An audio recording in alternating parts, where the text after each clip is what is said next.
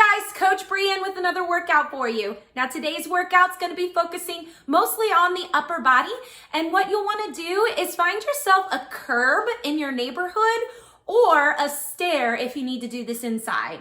Just find something that's slightly elevated up off of the ground because most of your exercises you're going to use with that.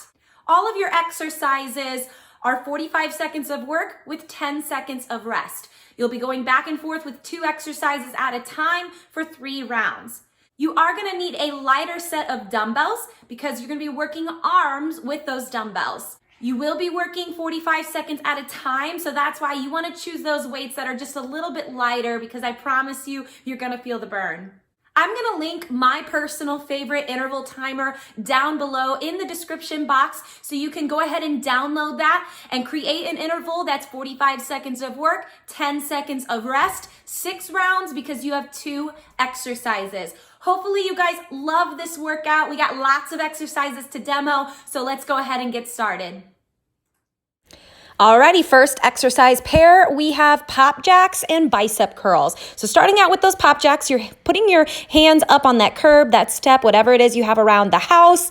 Hopping those feet out and then try to land in your heels as best as possible. And you're actually sitting nice and low, so you never stand up completely. Sit nice and low into that squat, and you want that chest to face forward at the top of that movement. Walking your feet out and back in nice and slowly is your option for that. So then this is where you'll have that 10 seconds break to transition into those bicep curls. Now for the bicep curls, you want to keep those elbows plastered to your side. Notice how I have a small rotation. That small rotation towards the top, that just allows me to be able to lengthen those arms completely straight to my side and then bring them all the way up to my chest.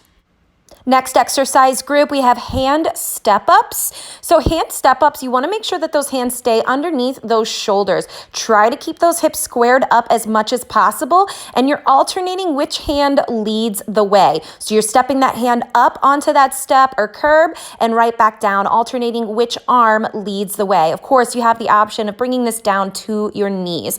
Next, we have a foot elevated glute bridge. So you're going to place those feet up onto that curb or step or whatever it is. Drive those hips up in the air, squeezing those glutes. You're getting a little bit more range of motion within that booty for this exercise. So again, 45 seconds of work, 10 seconds rest with these 2 exercises for 3 rounds apiece. Next group, we have mountain climbers. So again, make sure those hands stay underneath those shoulders. We don't want them too far away from our body, and we're just running those knees up towards our chest. You do have the option to kind of slow it down, really concentrating on that core, or of course, bring it down to those knees, bringing those knees either forward or slightly out to the side. So 45 seconds of work, then you have that very quick 10 seconds of rest before moving on to the overhead tricep extension. Now for this one, we want to make sure we keep that tummy nice and tight and want to keep those biceps close to our ears. Our elbows are pointing forward. So our arms are close to our head and we have that full extension up at the top. You can stagger that stance if you need to make sure that you keep that core nice and engaged. Next group, we have a step up to an alternating kickback. So you're going to step up with one leg, take that other leg back behind you. Now we're not donkey kicking our leg back behind us. We're lifting that leg up. You should really feel that kind of punch in those glutes as you're alternating, stepping up side to side. Keep that tummy tight once again, stepping up, kicking those legs back and then right back down. Then you'll have that 10 seconds rest to transition into your hammer curls. Hammer curls, our palms stay facing toward our body the whole time. So there's no rotation in those wrists. Again, make sure you control those dumbbells on the way up and on the way back down, keeping those elbows plastered to your side. Next group, we have toe taps. So you're going to tap that toe back and forth as quickly as possible for this 45-second work. So tapping that toe, make sure you keep that tummy nice and tight so we're not leaning backwards. Use those arms to help pump those arms. And as I show you, there's an option to sort of slow it down a little bit. Your next exercise in this group is Renegade rows. So you're going to hold on to those dumbbells, drop it down into that perfect plank position. The goal here is to keep those hips as squared to the ground in front of you as possible, hands underneath those shoulders, and you're alternating rowing those dumbbells, keeping those elbows close to your side, back and forth. Of course, I'm showing you the option.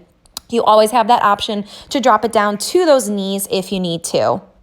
And your last group of exercises, we have flutter kicks or scissor kicks, whatever you want to call them, driving that belly button into the ground. We want to make sure that that lower back is pinned to the ground, bringing those shoulder blades up slightly off the ground, hands are at our side, and we're just kicking those legs straight up and down. I'm showing you a couple options. Bend those knees if you need to reduce that range of motion, or you can always set those shoulders on the ground if you need to as well.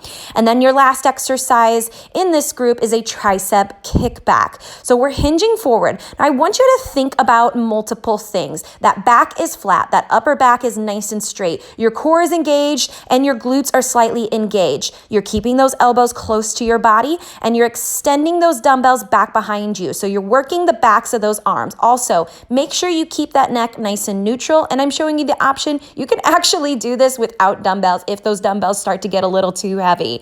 So whatever works for you. Hopefully you guys loved this workout. If it's nice outside, I hope you're able to get out and find yourself a curb to do these exercises with. In the description box is the app that I use to help create these timed intervals. So go ahead and download that app. That way it makes it a little bit easier for you to time these workouts. Please leave me a comment below. Let me know what it is you want to see next. As always, if you have any questions, feel free to reach out to me. Hopefully you guys have a good day and we'll see you in the next one.